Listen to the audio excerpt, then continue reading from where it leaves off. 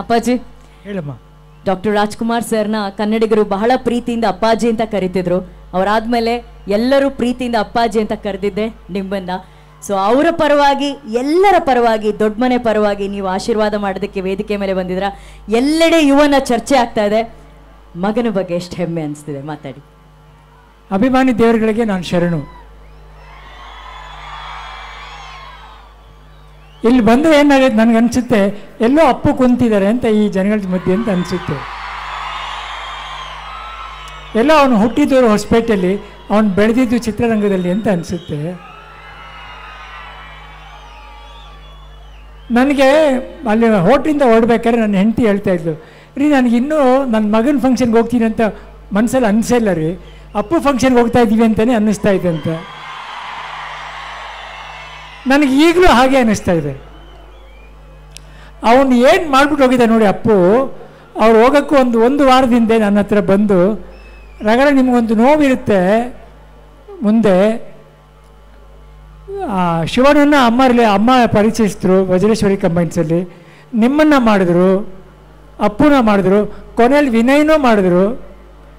ಗುರುದು ನೀವು ಮಾಡಬೇಡಿ ರಾಗಣ್ಣ, ನಿಮ್ಮ ಕೈ ತಡ್ಕೊಳಕ್ಕಾಗಲ್ಲ, ಬೇಡ, ಒಳ್ಳೆ ಪ್ರೊಡಕ್ಷನ್ಗೆ ನಾನೇ ಹೇಳ್ತೀನಿ, ಹೊಂಬಾಳೆಗೆ ಮಾಡಿಸಿ ರಾಗಣ್ಣ, ನೀವು ಒಬ್ಬ ತಂದೆಯಾಗಿ ಚೇರ್ ಮೇಲೆ ಕೂತ್ಕೊಂಡು ಎಂಜಾಯ್ ಮಾಡಿ ಅಂತ ಹೇಳಿದರು.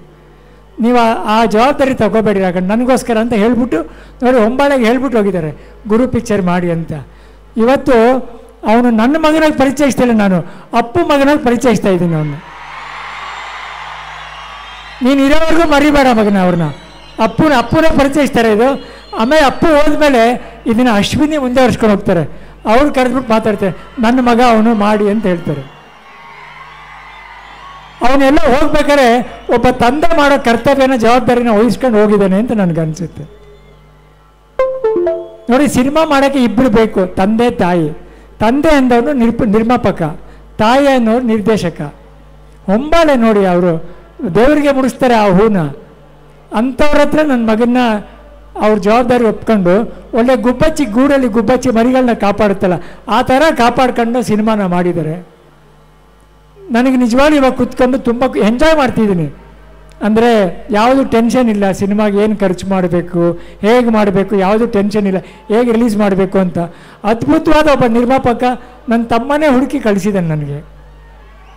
ಸೊ ಮುಖ್ಯವಾಗಿ ಅವರಿಗೆ ನಾನು, ನಿರ್ಮಾಪಕರಿಗೆ, ನಿರ್ದೇಶಕರಿಗೆ ನಾನು ಥ್ಯಾಂಕ್ಸ್ ಅಂತ ಹೇಳಿದ್ರೆ ತುಂಬ ಚಿಕ್ಕ ಮಾತಾಗುತ್ತೆ. ಅವ್ರಿಗೆ ನನ್ನ ಸಾಷ್ಟಾಂಗ ನಮಸ್ಕಾರ ಅಂದರೆ ಅದು ಸರಿ ಅನಿಸುತ್ತೆ. ಇದು ನನ್ನ ಮಗಂದು ಒಬ್ಬಂದೇ ಸಿನಿಮಾ ಅಲ್ಲ, 4-6 ಜನ ಸೇರಿ ಈ ಸಿನಿಮಾ ಮಾಡಿದ್ದಾರೆ ಕಲಾವಿದರು. ಒಂದು ಕಲಾವಿದೆ ಬಗ್ಗೆ ನಾನು ಮಾತಾಡಲೇಬೇಕು ಈ ಸಿನಿಮಾದಲ್ಲಿ. ಅವರು ನಮ್ಮ ತಂದೆಗೆ ಮಗಳಾಗಿ ಬಂದಿದ್ದಾರೆ, ನಮ್ಮ ಅಣ್ಣನಿಗೆ ಜೋಡಿಯಾಗಿ ಬಂದಿದ್ದಾರೆ, ನನ್ನ ಮಗನಿಗೆ ಟೀಚರಾಗಿ ಬಂದಿದ್ದಾರೆ.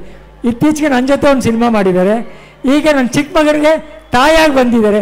ಸುಧಾರಾಣಿ ಅವರೇ ತುಂಬ ಥ್ಯಾಂಕ್ಸ್ ಅಮ್ಮ. ನನ್ನ ಫೇವ್ರೆಟ್ ಆ್ಯಕ್ಟ್ರು ಅಚ್ಯುತ್ ರಾವ್ ಅವರು, ನಿನ್ನ ಜೊತೆ ಅವರೇ ಮಾಡಿದ್ದಾರೆ ಮಗನೇ. ನನ್ನ ದೊಡ್ಡ ಮಗನಿಗೂ ತಂದೆಯಾಗಿ ಮಾಡಿದ್ದಾರೆ, ನನ್ನ ಚಿಕ್ಕ ಮಗನಿಗೂ ತಂದೆಯಾಗಿ ಮಾಡಿದ್ದಾರೆ. ತುಂಬ ಖುಷಿ ಆಯ್ತು ಸರ್ ನನಗೆ. ನಿಮ್ಮೆಲ್ರಿಗೂ ನನ್ನ ಥ್ಯಾಂಕ್ಸು. ಹಾಗೆ ಕಾಂತಾರ ಚಿತ್ರದಲ್ಲಿ ನಮ್ಮ ಸಪ್ತಮಿಯವರು ಆ್ಯಕ್ಟ್ ಮಾಡಿ ತುಂಬ ಫೇಮಸ್ ಆಗಿದ್ರು. ಈ ಸಿನಿಮಾದಲ್ಲಿ ಒಪ್ಕೊಂಡು ಒಬ್ಬ ಹೀರೋಯಿನಾಗಿ ಮಾಡಿ, ಅವ್ರಿಗೂ ಒಳ್ಳೇದಾಗಲಿ. ಸಿನಿಮಾದಲ್ಲಿ ತುಂಬ ಜನ ಕೆಲಸ ಮಾಡಿದ್ದಾರೆ, ಸುಮಾರಾಗಿ ಎಲ್ಲರೂ ಜ್ಞಾಪಿಸ್ಕೋಬೇಕು ನಾನು. ಆಮೇಲೆ ಪ್ರತಿಯೊಬ್ಬರಿಗೂ ಒಂದು ಆಸೆ ಏನು ಗೊತ್ತಾ, ಗುರುಗೆ ಸಿನಿಮಾ ಚೆನ್ನಾಗಿ ಬರಬೇಕು ಅಂತ ಎಲ್ಲರಿಗೂ ಮನಸ್ಸಿಂದ ಒಂದು ಆಸೆಯಿಂದ ಮಾಡಿದೆ. ಸರ್ ನಿಮ್ಮ ಮಗನ ಸಿನಿಮಾ ಚೆನ್ನಾಗಿ ಮಾಡಬೇಕಂತ ಪ್ರೀತಿಯಿಂದ ಮಾಡಿದೆ. ಆ ಪ್ರೀತಿನೇ ಯುವ. ಎಲ್ಲರೂ ಕೇಳ್ತಾರೆ, ಸರ್ ನಿಮ್ಮ ಮಗ ನಿಮ್ಮ ತಮ್ಮನ ಜಾಗ ತಗೋತಾರಂತ. ಅದು ತಗೊಳ್ಳೋಕ್ಕೆ ಅದು ಮಾರ್ಕೆಟ್ಲಿ ಮಾರೋದಿಲ್ಲ ಕಣಯ್ಯ, ಅದನ್ನು ಪಡ್ಕೋಬೇಕು ಅಂತ. ಅದು ತಗೊಳಕ್ಕಾಗಲ್ಲಪ್ಪ, ಅದನ್ನು ಪಡ್ಕೋಬೇಕು, ಅದೆಲ್ಲೂ ಸಿಗಲ್ಲ. ಅವನ 45 ವರ್ಷದಲ್ಲಿ 45 ವರ್ಷ ಸಿನಿಮಾ ರಂಗಕ್ಕೆ ಜೀವಿಸಿದ್ದಾನೆ ಅವನು. ಸೊ ಇದು ಸಾಮಾನ್ಯ ಕೊಟ್ಟಿಲ್ಲ ಅವನಿಗೆ, ಅವನು ಪಡ್ಕೊಂಬಂದಿದ್ದಾನೆ, ಅದನ್ನ ತಗೊಂಬಂದಿಲ್ಲ. ಸೊ ಹಾಗೆ ನನ್ನ ಮಗನಿಗೆ ಏನು ಬೇಕಪ್ಪ ಅಂತ ನೀವೆಲ್ಲ ಕೇಳಿದರೆ, ನನ್ನ ಮಗನಿಗೆ ಸ್ಟಾರ್ಡಮ್ ಬೇಡ, ಒಳ್ಳೆ ಡ್ಯಾನ್ಸರ್ ಆಗಬೇಕು ಅನ್ನೋದು ಬೇಡ, ನನಗೆ ಒಬ್ಬ ಒಳ್ಳೆ ಫೈಟರ್ ಆಗಬೇಕು ಅನ್ನೋದು ಬೇಡ. ನನ್ನ ತಮ್ಮನಲ್ಲಿ ಕೆಲವು ಗುಣ ಇದೆ. ಎಷ್ಟೇ ಮೇಲೆ ಬಂದರೂ ತಗ್ಗಿ ಬಗ್ಗಿ ನಡಿಬೇಕು, ಸರಳತೆಯಿಂದ ಇರಬೇಕು, ಕೊನೆವರೆಗೂ ಅಭಿಮಾನಿಗಳನ್ನ ದೇವರಾಗಿ ನೋಡಬೇಕು, ನಾವು ಇರೋವರೆಗೂ ಸುತ್ತಮುತ್ತ ನಮ್ಮ ಜನಗಳನ್ನ ಬೆಳೆಸಬೇಕು ಅಂತ ಹೇಳ್ಬಿಟ್ಟು ಹೋಗಿದ್ದಾರೆ. ಆ ಗುಣಗಳು ಅವನಿಗೆ ಬಂದುಬಿಟ್ರೆ ನನಗೆ ಖುಷಿ ಆಗುತ್ತೆ, ಅಷ್ಟು ಸಾಕು ಅನಿಸುತ್ತೆ ನನಗೆ. ನನ್ನ ತಮ್ಮನಿಂದ ಬೇರೆ ಏನೂ ಬೇಡ ನನಗೆ. ಅದು ಬಂದ್ಬಿಟ್ರೆ ಮಿಕ್ಕಿದೆಲ್ಲ ಹಿಂದೆ ಬರುತ್ತೆ. ಮುಖ್ಯವಾಗಿ ಅಭಿಮಾನಿ ದೇವರ ಆಶೀರ್ವಾದ ಬೇಕು.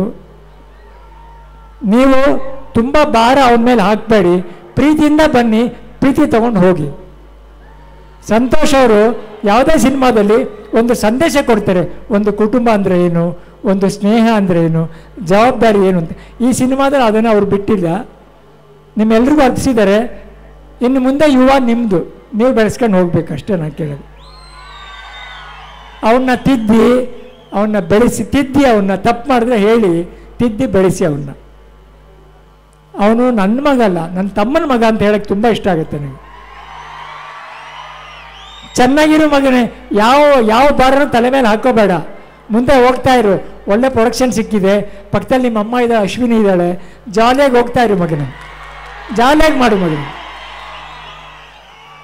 ಎಲ್ಲೇ ಹೋದರೂ ಕಲಿಯೋದನ್ನ ಬಿಡಬೇಡಕ್ಕಂತ. ಕಲಿಯುಗ ಇರೋವರೆಗೂ ಕಲಿಕೆ ಇದ್ದೇ ಇರುತ್ತೆ. ಕಲಿತಾ ಇರು ಮಗನೇ, ಚೆನ್ನಾಗಿ ಬೆಳಿ ಮಗನೇ, ದೇವರು ಒಳ್ಳೇದು ಮಾಡು. ನೀನು ಮಾತಾಡ್ತೀಯಪ್ಪ.